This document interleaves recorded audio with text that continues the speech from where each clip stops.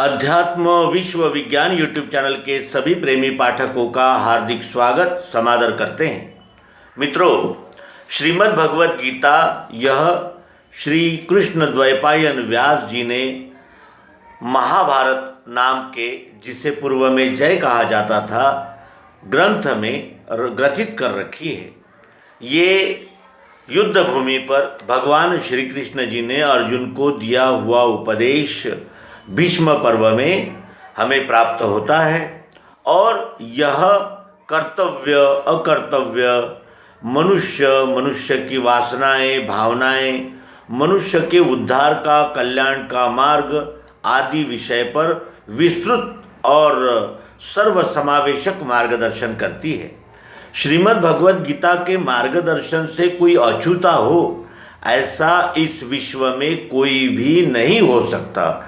चारों खानियों के सभी जीव प्राणियों के लिए यह सरीका ही उपयोगी, ऐसा मार्गदर्शन भगवान श्री कृष्ण जी ने अर्जुन को किया है।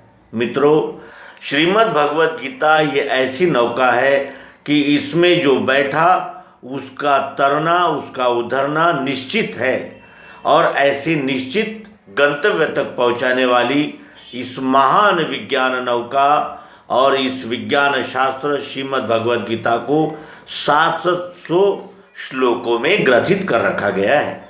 700 श्लोक कंठस्थ हो और 700 श्लोकों का अर्थबोध एक ही समय हो जाए, यह कुछ कठिन सी बात लगती है। और इसी को ध्यान में रखकर नवम बुद्ध अवतार सद्गुरु भगवान औपधर्म प्रकाशक श्री मायानंद जी चैतन्य, इन्होंने गीता अमृतसार इस रचना को संक्षेप रूप में गीता का संपूर्ण और जिसे कहते हैं कि परफेक्ट वस्तुनिष्ठ उपदेश किया गया है। और यह गीतामृतसार हम सभी विज्ञानी जनों के कंठस्थ रहती है, क्योंकि ये अल्प है और संपूर्ण बोध देने वाली और सतत स्मरण रखने वाली ये रचना भगवान श्री मायानंद जी की हमने इसके पूर्व में प्रस्तुत किया। अब आइए इसी रचना को विस्तार में जानने का प्रयास करें और इस बोध को हृदय में धारण करते ही मुक्ति है ब्रह्मजाल से।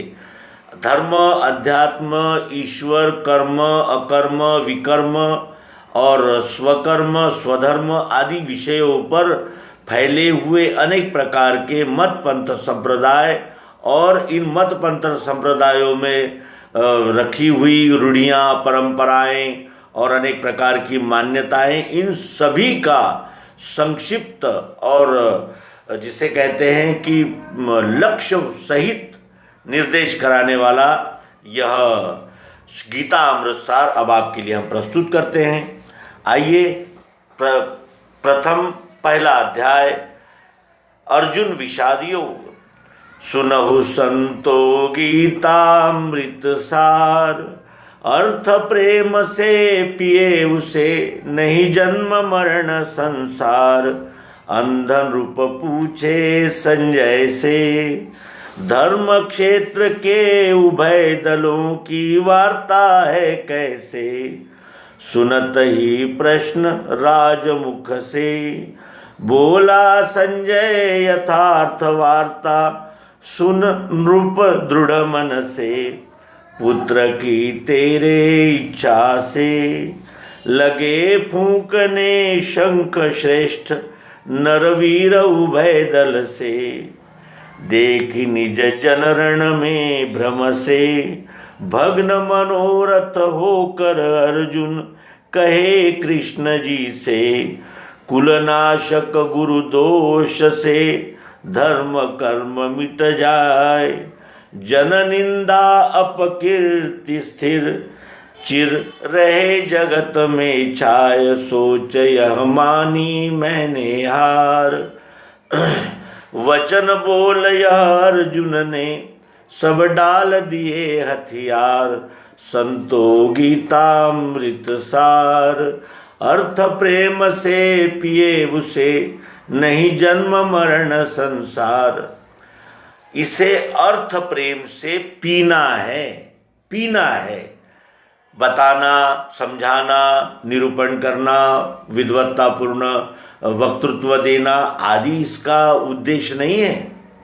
इसका उद्देश्य है अर्थ प्रेम से पिए, अर्थ और प्रेम से इसे जो पीता है यानी आत्मसात करता है उसे नहीं जन्म मरण संसार, जन्म मरण और संसार इन कल्पनाओं से वो छूट जाता है, वो निश्चिंत हो जाता है कि अब मेरा न कोई जन्म होता है न मृत्यु होती है, केवल रूपांतरण है। और रूपांतरण ये बाह्य उसका अंग है जो प्रकृति है। इस प्रकार यह गीता अमृत है, अमृत सार है। संपूर्ण गीता का सार इस गीता अमृत सार में है। इसलिए हे संतो, आप इसे सुनिए और अर्थ प्रेम से ग्रहण कीजिए, और अर्थ प्रेम से इसे ग्रहण करते ही आपका जन्म मरण संसार विषयक जो भी संशय भ्रम होगा उसका निराकरण हो जाएगा। अंधन रूप पूछे संजय से, अंधा राजा संजय से पूछने लगा।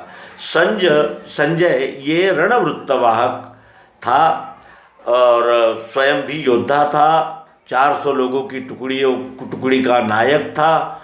इसे श्री धृतराष्ट्र के प्रार्थना की वजह से श्री व्यास जी ने रणवृत्तवाहक नियुक्त किया था। यह व्यास जी का शिष्य था और इसे आज्ञा दी गई थी कि जब भी आप युद्ध से लौटे महाराजा धृतराष्ट्र को संपूर्ण वृत्तांत आप सुनकर बताइए, क्योंकि राजा धृतराष्ट्र अंधा था।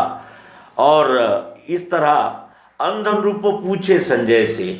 संजय के विषय में हमारे जो चमत्कारिक और अंधविश्वासी मित्र है उन्होंने संजय के विषय में ऐसा एक यानी जिसे कहते हैं कि अंधविश्वास पाल लिया है कि संजय बैठी जगह से ही युद्ध भूमि का वर्णन धृतराष्ट्र को बता रहा था, लेकिन ऐसा हो ही नहीं सकता। दूरदृष्टि का अर्थ होता है दूर के यानी बहुत दूर का अंदाज लगाना, इसे कहते हैं। और दिव्य दृष्टि किसे कहते हैं? अपनी दृष्टि दिव्य हो जाना। इसका अर्थ ये नहीं होता कि दीवार के पार क्या चल रहा है ये देख लेना, क्योंकि अगर ऐसा देख लेना यानी संभव होता तो श्री कृष्ण जी भी जयद्रथ यानी कहाँ छिपा हुआ है जयद्रथ ये भी पता बता देते। श्री राम रावण ने सीता को कहाँ कैद रखा है ये भी पता कर लेते, लेकिन ऐसा नहीं हो सकता।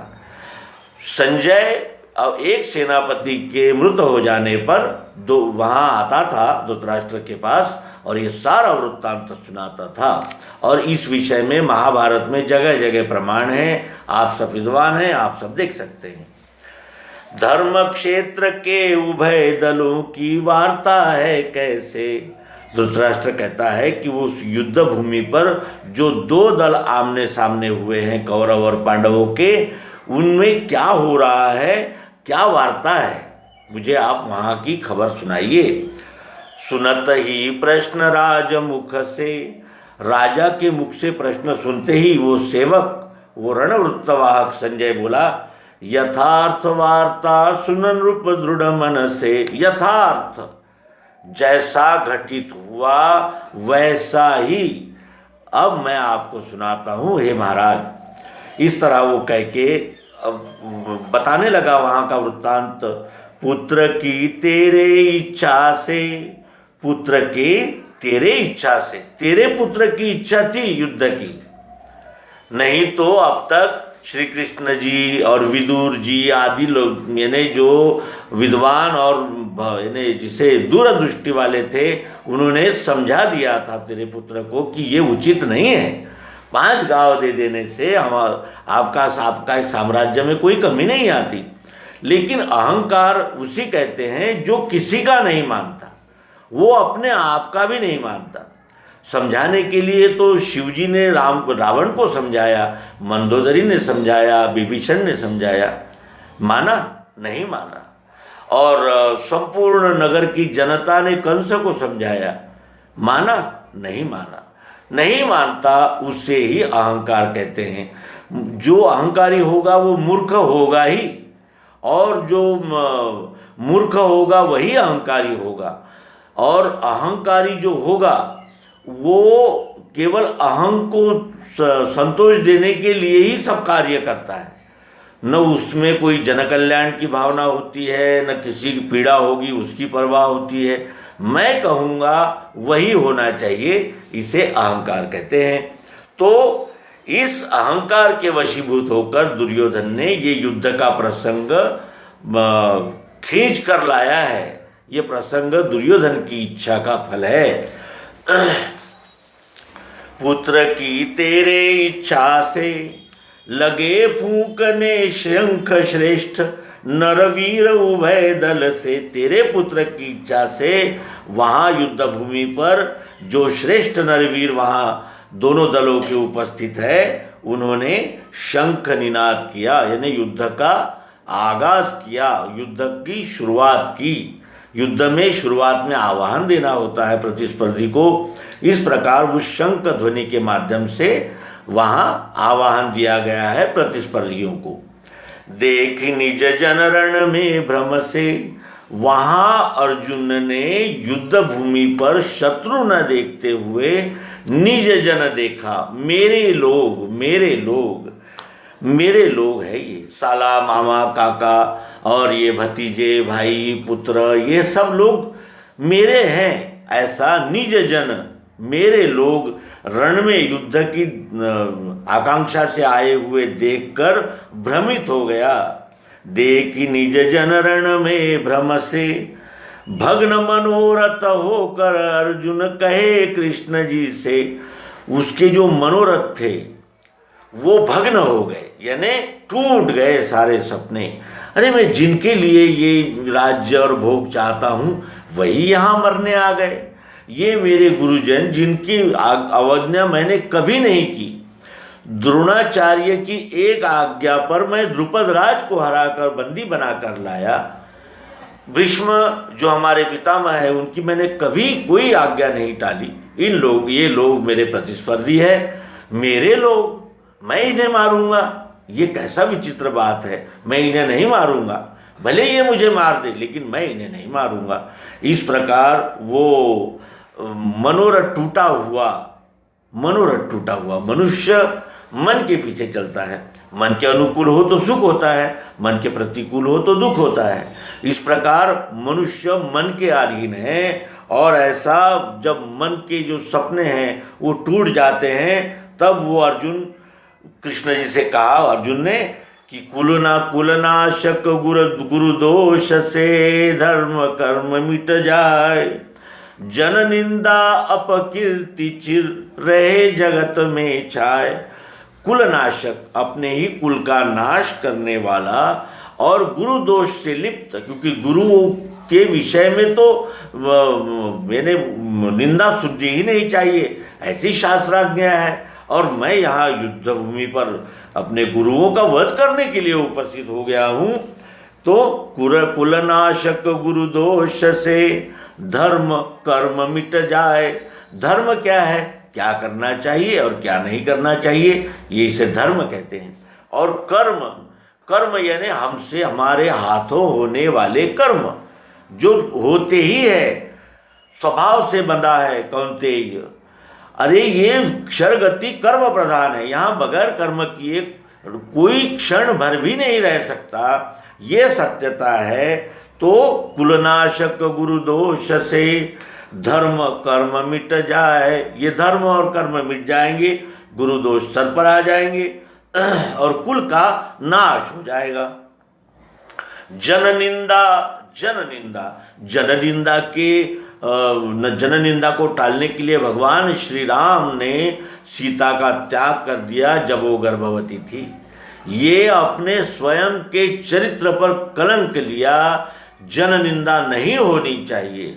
राजा जनता का प्रतिनिधि होता है। राज्य पद पर बैठने वाला क्षत्रिय, उसके 7 गुण होते हैं, 7 उसकी डिग्रियां, योग्यताएं होती है, जो भगवद गीता में 18वें अध्याय में भगवान श्री कृष्ण ने जो बताया, वहाँ उस सीट पर, उस पद पर बैठने वाले को फिर मेरा तेरा नहीं, जो जनता कहती है उसके अनुसार ही राज्य कारभार होना चाहिए। जनता में जो जनार्दन को देखता है उसे राजा कहते हैं। तो जब भगवान श्री राम जी ने इतना बड़ा इन्हें कलंक लेकर भी जननिंदा की परवाह की, वो जननिंदा मेरे सर आने वाली है गुरुदेव।